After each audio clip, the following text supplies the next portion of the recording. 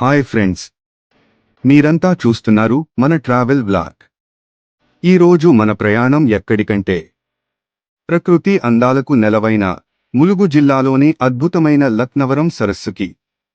మా journey start అయ్యింది. నరసంపేట నుండి రోడ్ ట్రిప్.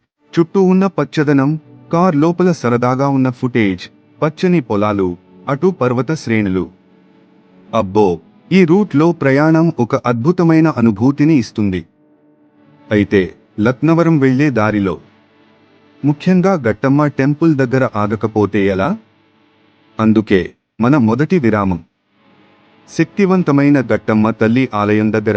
గట్టమ్మ గుడి ఎంట్రన్స్, ఆలయ గోపురం, భక్తుల రద్దీ, దేవుడి దర్శనం. ఫ్రెండ్స్, ఈ టెంపుల్ గురించి ప్రత్యేకంగా చెప్పాల్సిన అవసరం లేదు.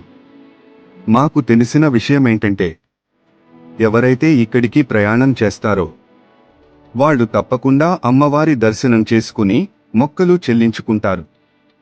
గట్టమ్మ తల్లి దర్శనం చేసుకున్నాక మనసుకి ఒక శాంతి దొరుకుతుంది.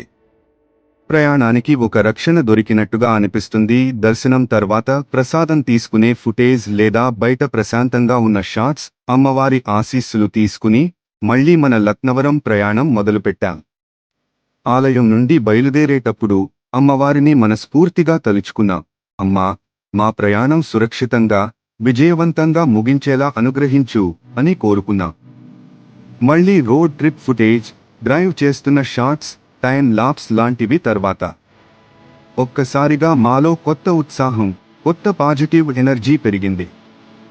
ఇక మిగిలిన దారి మొత్తం లక్నవరం అందాలను తలుచుకుంటూ ఎప్పుడెప్పుడు చేరుకుంటామా అనే ఆతృతతో ముందుకు సాగా. కొద్దిసేపు ఫాస్ట్ ఫార్వర్డ్ రోడ్ షాట్స్.